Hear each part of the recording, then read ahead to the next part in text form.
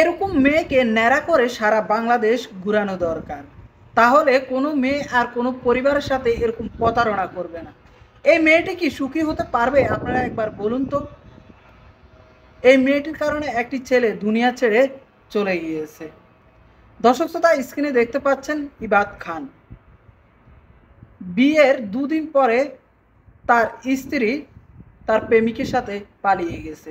দুঃখে কষ্টে এই ইবাদ খান তার জীবনটা দিয়ে দিল। এরকম মেয়েদেরকে আমি প্রচুর পরিমাণে ঘৃণা করি, যাদের বুকে সাহস নেই, বুকের মাঝে নিজের কথাগুলো চেপে রেখে বিয়ের পিঁড়িতে বসে যায়।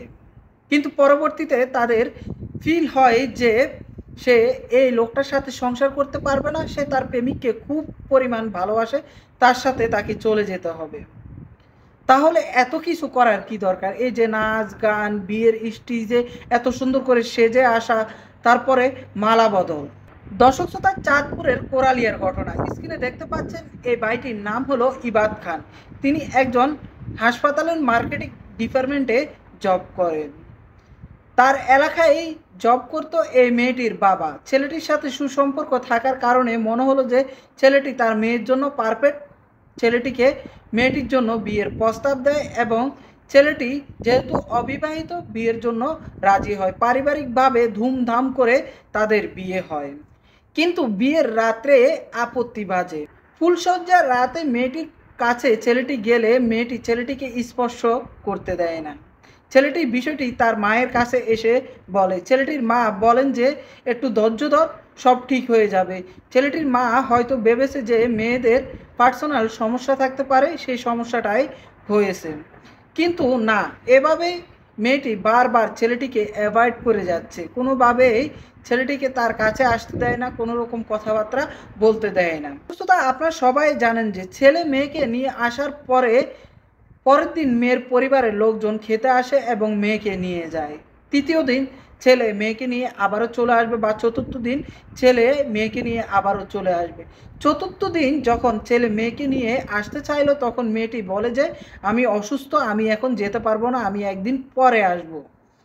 একদিন পরে আসবে বলে মেয়েটি একটি চিরকুট লেখে সে তার প্রেমিকের সাথে পালিয়ে যায়। চিরকুটে লেখা হয় যে তোমরা আমাকে খুঁজো না, আমি আমার ভালোবাসার মানুষের সাথে পালিয়ে গেলাম। আরে ভাই, তুই যদি তোর ভালোবাসার মানুষের সাথে পালিয়েই যাবি, তাহলে বিয়ের আগে পালিয়ে যেতি। এই ছেলেটির টাকা খরচ করালি কেন? তোর পরিবারের টাকা খরচ করালি কেন? দুই পরিবারের মানুষকে এভাবে কেন তুই অসম্মান করলি? সমাজের সামনে তাদের মাথাটা নিচু করে দিলি কেন? ছেলেটি তার শ্বশুরের কাছে যায়, তার শ্বশুর বলে যে তুমি আইনি পদক্ষেপ নাও, আমরা তোমার সাথে আছি। কিন্তু ছেলেটি দুঃখে কষ্টে মান অভিমানে সে আর এই দুনিয়াতে বেঁচে থাকতে পারলো না। সে নিজের জীবনটা নিজে দিয়ে দিল। এখন আপনারা বলেন, এই মেয়েটি কখনো সুখী হতে পারবে? আজকে এই মেয়েটির চেহারাটা প্রকাশ পেয়ে গেছে, সবাই এই মেয়েটির চেহারাটা দেখেছেন। আপনারা দেখবেন ভবিষ্যতে এই মেয়েটি কতটুকু সুখী হয়। আমার তো মনে হচ্ছে যে এই মেয়েটির প্রেমিক এই ঘটনা জানার পরে এই মেয়েটিকে মেনে নেবে না। কারণ এই মেয়েটির জন্য একটি নিষ্পাপ ছেলে তার জীবনটা দিয়ে দিল। ছেলেটার তো কোনো অপরাধ ছিল না। তুমি কাউকে ভালোবাসতে ছেলেটিকে আগে বলতে পারতে। তুমি সব কিছু নিজের মধ্যে চেপে রেখেছো। আর যখন নিজের মনে হলো যে না, আমি আমার প্রেমিককে ছাড়া থাকতে পারবো না, তখন তুমি এভাবে ছেলেটির পরিবারকে ধোঁকা দিয়ে চলে গেলে। ধিক্কার জানাই এই সকল মেয়েদেরকে।